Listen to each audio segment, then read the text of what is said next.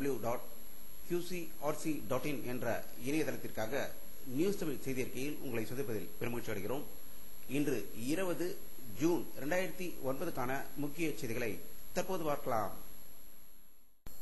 தமிழக முதல்வர் கருணாநிதி அவர்கள் ஏழை மீனவ மக்களை பேராசைக்காரர்கள் என கருணாநிதி கூறியதாகவும், இதற்கு அதிமுக பொதுச் செயலாளர் கடும் கண்டனம் தெரிவித்திருப்பதாகவும், திருவாரூரிலிருந்து திருட்டு ரயில் ஏறி சென்னை சென்று இன்று உலகில் முக்கிய பணக்காரர்களில் ஒருவராக திகழும் கருணாநிதி இப்பொழுதும் தங்களுடைய குடும்பத்துக்காக சொத்துக்களை சேர்த்துக் கொண்டு பேராசையுடன் இருக்கும்போது ஏழை மீனவர்களை பேராசைக்காரர்கள் என்று சொன்னதை உண்மையாக கண்டிப்பதாகவும், அவர் உடனடியாக மன்னிப்பு கேட்க வேண்டும் என்று வலியுறுத்தியதாக தகவல்கள் வெளியாகிக் கொண்டிருக்கிறது.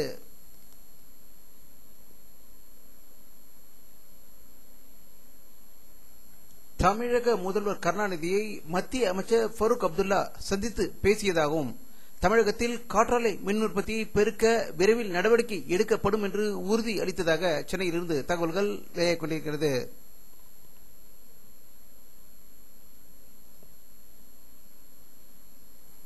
பாமக நிறுவனர் டாக்டர் ராமதாஸ் வெளியிட்டுள்ள ஒரு செய்தி அறிக்கையில், NLCயின் பங்குகளின் 10% தனியாருக்கு விற்பதற்காக மத்திய அரசு எடுக்கும் நடவடிக்கையை கடுமையாக எதிர்ப்பதாகவும், நாளை மறுநாள் போராட்டம் நடத்தப்படும் என்றும், இந்த போராட்டங்கள் தமிழகம் முழுவதும் தொடர்ந்து நடைபெறும் என்று செய்தி வெளியிட்டிருப்பதாக தகவல்கள் வெளியாகிக் கொண்டிருக்கிறது.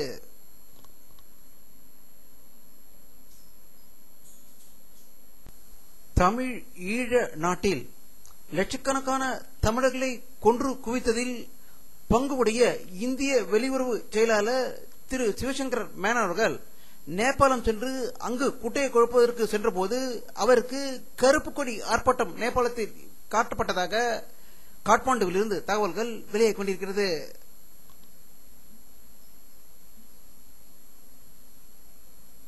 பாரதிய ஜனதா கட்சியின் செயற்குழு கூட்டம் டெல்லியில் தொடங்கியது. இதில் தலைமையேற்று பேசிய பாரதிய ஜனதா கட்சி தலைவர் திரு ராஜ்நாத் சிங் அவர்கள், தேர்தலில் தோல்வி அடைந்ததற்கு தலைவர் என்ற முறையில் நான் தான் முழு பொறுப்பு என்று ஒத்துக்கொண்டதாக டெல்லியிலிருந்து தகவல்கள் வெளியாகிக் கொண்டிருக்கிறது.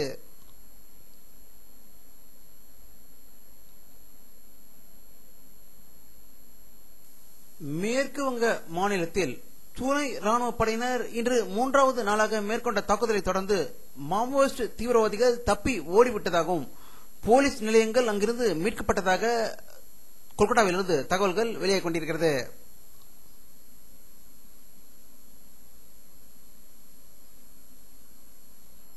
மேற்கு வங்க மாநிலத்தில் நடக்கும் உள்நாட்டு போரில் திடீரென்று மாவோயிஸ்டுகள் மத்திய அரசுடன் பேச்சுவார்த்தைக்கு தயாராக இருப்பதாகவும், இதற்கு சில நிபந்தனைகளை விதித்து இருப்பதாக கொல்கத்தாவிலிருந்து செய்திகள் வெளியாகிக் கொண்டிருக்கிறது.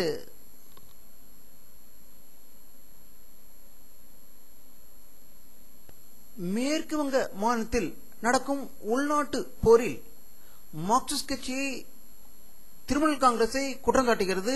இவர்கள்தான் தூண்டிவிடுகிறார்கள் என்றும், இதற்கு காங்கிரசும் உடந்தை என்று கூறியிருக்கிறது. இதற்கு மம்தா பானர்ஜி வெளியிட்டுள்ள ஒரு செய்தி அறிக்கையில், நாங்கள் மாவோயிஸ்டுகளை தூண்டவில்லை என்றும், கம்யூனிஸ்ட் கட்சி ஏன் நக்சலைட்டுகளை தடை செய்யவில்லை என்று எதிர்கேள்வி எழுப்பியிருப்பதாகவும் மேற்கு வங்க மாநிலத்திலிருந்து செய்திகள் வெளியாகிக் கொண்டிருக்கிறது.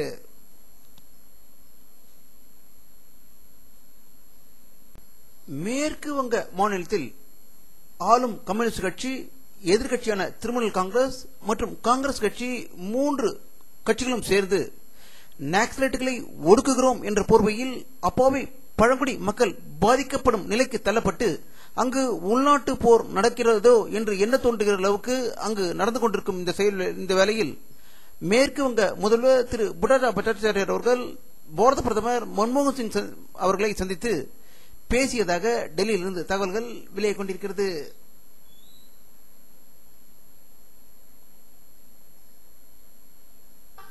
ஆந்திர மாநிலத்திலிருந்து தனி மாநிலமாக தெலுங்கானா பிரிக்கப்பட வேண்டும் என்று போராடிய DRS தெலுங்கானா ராஷ்டிரிய சமிதி கட்சியின் தலைவர் திரு சந்திரசேகர் ராவ் நேற்று பதவியை ராஜினாமா செய்தார் கட்சியிலிருந்து. அதேபோல கட்சியின் பொதுச் செயலாளர் விஜயசாந்தியும் திடீரென்று பதவி விலகியதால் கட்சி கடும் குழப்பத்திலும் இருப்பதாக தகவல்கள் வெளியாகிக் கொண்டிருக்கின்றன. இதற்கு முன்பு கட்சியில் கோஷ்டி பூசல் உச்ச கட்டத்தை அடைந்தது அனைவரும் அறிந்ததே.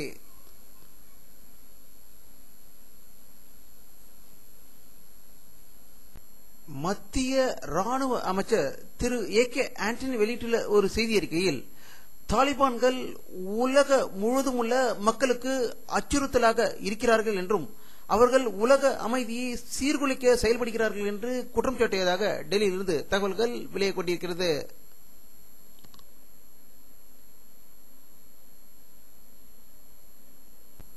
அமெரிக்க அதிபர் திரு பாரக் ஒபாமா அவர்கள் காஷ்மீர் பிரச்சனையில் அமெரிக்கா தலையிடாது என்றும் இந்தியாவுக்கும் பாகிஸ்தானுக்கும் இடையில் இருக்கும் பிரச்சனைகளில் அமெரிக்கா தலையிட விரும்பவில்லை என்று செய்தி வெளியிட்டிருப்பதாக வாஷிங்டனில் இருந்து செய்திகள் வெளியாகிக் கொண்டிருக்கிறது.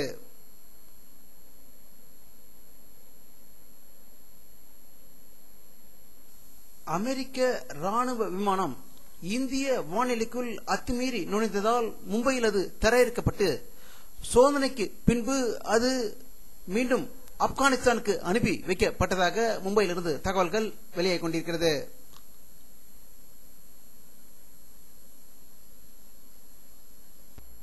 பாகிஸ்தானில் பர்சிஸ்தான் என்னும் இடத்தில் நடந்த ஒரு பயங்கர சண்டையில் 50 தாலிபான்கள் கொல்லப்பட்டதாக இஸ்லாமாபாத்திலிருந்து செய்திகள் வெளியாகிக் கொண்டிருக்கிறது.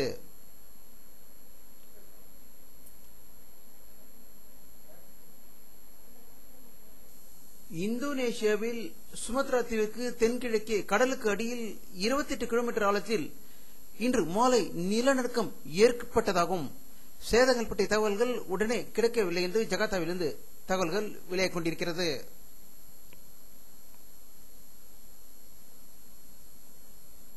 வானிலை அறிக்கை 20 ஜூன் 2009 பிற்பகல் 5 மணி எடுக்கப்பட்ட சேட்டலைட் புகைப்படத்தை தற்போது பார்த்துக் கொண்டிருக்கிறீர்கள்.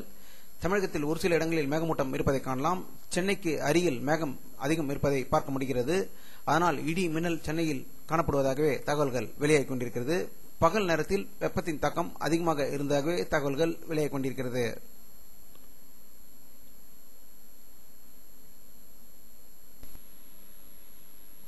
இத்துடன் இந்த செய்தி அறிக்கை நிறைவடைகிறது.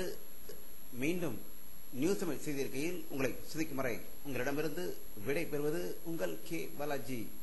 நன்றி.